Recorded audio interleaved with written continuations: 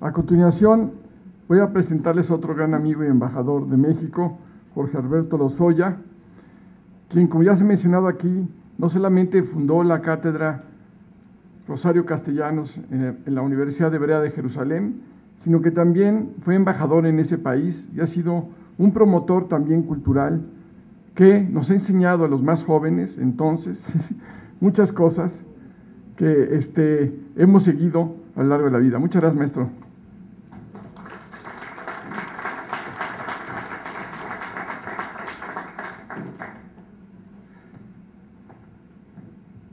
Señor secretario Meade, gracias por su intenso apoyo a la cultura.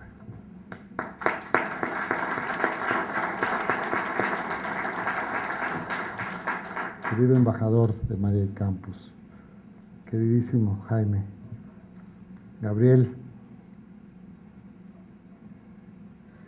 mi relación con Rosario Castellanos es sumamente compleja. Sigue siendo. En primer lugar, pertenecí a una generación privilegiada que pudimos convivir con nuestros maestros, entre ellos para mí Rosario. La diferencia de edades no era mucha, la ciudad universitaria estaba vacía, gracias a Dios. Digo, no había tanta gente. Y el café de la Facultad de Filosofía y Letras era lo más cercano al paraíso que muchos de nosotros podría estar. Se podía hacer algo magnífico, yo era de los más jóvenes, todavía estaba en prepa, nos podíamos colar a las clases. Yo me colaba con Miguel Sabido, con Nancy Cárdenas, a las clases, entre otros, de Rosario Castellanos. Ahí la conocí, cuando estaba planteando su lectura revisada de la literatura latinoamericana. Pero lo que más recuerdo con ella son dos cosas. Uno, el café, porque después de la clase nos reuníamos todos en el café y nos decía con enorme tranquilidad, ¿les gustó la clase? Y le decíamos, no, o sí, no entendí, o ¿por qué no le sigue por acá, maestra?, etcétera. Y nos echábamos ahí un par de horas por semana de una intensísima convergencia intelectual y espiritual. Tengo otra experiencia muy personal que quiero compartir con ustedes, y es que yo bailé mucho con Rosario Castellanos. Era la época de la mafia, se llamaba así, intelectual. No, Julio, no nos vayan ahorita, la mafia cultural. Y había un lugar que todavía existe que se llamaba Peyton Place, en la colonia Condesa. Ahí está un edificio así, falsamente inglés, todavía muy bonito. Y ahí había unas fiestas a todo dar. Y no sé si Gabriel lo recuerde, pero a la maestra le encantaba el cha-cha-cha. Y entonces estábamos en las fiestas. Ahora todos son nombre de calle y monumento, que a mí eso no lo quise traer aquí hoy. Se lo merecen, pero a mí enfriar a los intelectuales, hacerlos de bronce, no me agrada. Sobre todo hacia los jóvenes, que creen que esas gentes triunfaron porque tenían un don especial o los protegía la divina providencia directamente y nunca dudaban y nunca tenían miedo, igual que ustedes. ¿Verdad? Entonces empezaba la música y la recuerdo, porque ya se convirtió en un poquito un rito. Se volteaba y decía, Lozoya, ¿no me vas a sacar a bailar? No, me acuerdo muy bien.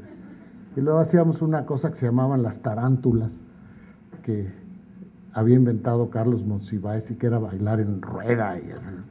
Pero sobre todo, el no me vas a sacar a bailar, lo recordé toda mi vida cuando tuve el privilegio, para mí de enormes consecuencias, de seguir sus pasos en Israel. Israel y Jerusalén. Hay un viejo dicho hebreo que dice que en Jerusalén se amontonan las piedras del espíritu de quienes vamos allá a rogar por una salida. y que uno sale de Jerusalén purificado y las piedras se van amontonando. Entonces, cuando yo llegué a aventar mi piedrita, llevaba detrás de mí la presencia magnífica de mi maestra. Uno de los momentos, señor secretario, más emocionantes de mi estancia compleja allá fue cuando finalmente accedí a los excelentes archivos de la Embajada de México en Israel, que son un ejemplo de orden, continuidad y disciplina. Y pude, ya se mencionó algo aquí respecto a su pluma magistral en esos informes que algunos consideran burocráticos y que para algunos de nosotros ha sido una razón misma de ejercer la profesión. Y el estilo, sí, se conocía el estilo de la escritora, pero yo tuve acceso directo al estilo de la embajadora.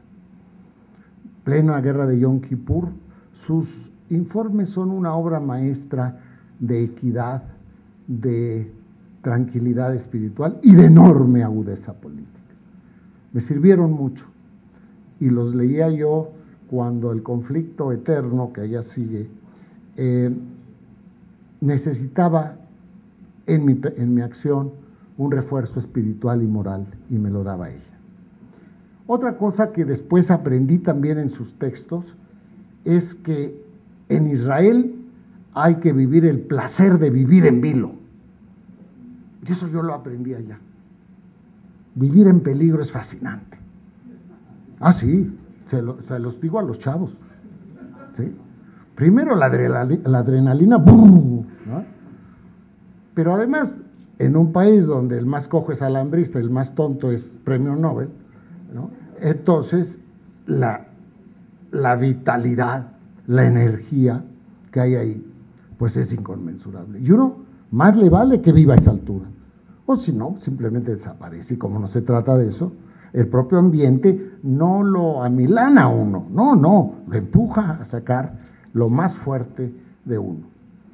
Recuerdo una vez que iba al cine en el bellísimo Tel Aviv, donde Kfar Shmariahu, que era donde era la residencia de México. Yo soy muy cinero, ya vi una película, el mejor cine del mundo pasa en Israel, desde luego, todo lo mejor del mundo.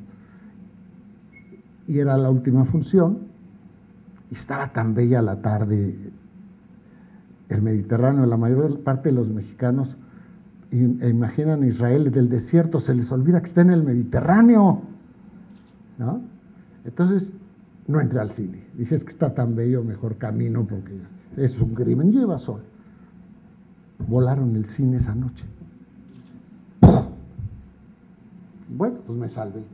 48 horas después estaba reabierto el cine y había cola para entrar. ¿Sí? Así es Israel. El que se raja no puede. Y Rosario nunca se rajó, ¿no? Entonces yo también heredé ese asombro que ella expresa en sus informes y en algunas de sus entrevistas, algunas póstumas, las de Excelsior, que usted mencionó, en ese sentido. En fin, en un momento ella dijo, en Jerusalén se vive de recuerdos que no siempre llevan a la esperanza. Magnífico, ¿no? Lo repito. En Jerusalén se vive de recuerdos que no siempre llevan a la esperanza. Otra frase de ella respecto a Israel. El ámbito de la resonancia de la sabiduría está lleno del sonido y la furia de la guerra. Me parece extraordinario para un diplomático. Lo voy a repetir. El ámbito de la resonancia de la sabiduría, con S mayúscula, el ámbito de la resonancia de la sabiduría está lleno del sonido y la furia de la guerra. Creo que es importante. Y aquella maestra mía que era una enorme literata y una mujer, voy a hablar de eso un poquito más adelante, de una profunda ironía, se convirtió en un gran diplomático. Porque entender esta función de la violencia y del dolor en las relaciones internacionales es crucial para cualquiera que trabaje en esto, ¿no? Se subraya, creo que como todo lo que se exagera el lado amistoso de la diplomacia. Pero la diplomacia es también vivir día a día las más profundas confrontaciones, las más profundas enemistades, los más profundos odios de la especie humana. Y eso es importante, es un trabajo difícil, pero apasionante. Y ella lo intuyó y lo dijo de esta manera maravillosa. Había también en el trabajo de ella como diplomática, y yo lo intuí, pero era yo muy joven, pero después lo admiro y lo respeto, en su presencia en Israel, una absoluta convicción de la dificultad de sus conflictos interiores. No se ha hablado de eso aquí hoy, pero lo quiero mencionar porque en un diplomático la soledad es un tema crucial. Ella cuenta que antes de irse, un maestro de todos nosotros, el embajador Ignacio Bernal, queridísimo, le dijo: ¿cómo andas en eso de la soledad? Porque te vas a sacar un doctorado en Israel, ¿no? O sea, vivir solo, estar solo. Mi última referencia va a ser algo que también en Israel le fue sumamente reconocido: su capacidad de burlarse de sí misma, que además es uno de los grandes deportes judíos, ¿verdad? Si alguien sabe burlarse de sí mismo es un judío, ¿no? Gracias a Dios, ¿no? Y entonces ella, aquí ya se han mencionado algunas cuestiones de esto, era una mujer muy irónica. Por ejemplo, dijo una vez: soy muy modesta, yo nada más sueño ser la enciclopedia británica. Fantástico. En otra pregunta muy sesuda que le hace un periódico en México, le dice: señora, ¿qué es lo que más extraña a usted de México cuando está lejos? ¿O qué es lo que más espera hacer cuando llega? Ay, contestó ir a la manicurista, porque ese es un rito seguramente de origen prehispánico vinculado a los sacrificios humanos. Llega una señorita con una serie de instrumentos fantásticos que seguro en el pasado eran de jade y le masacra a uno las uñas.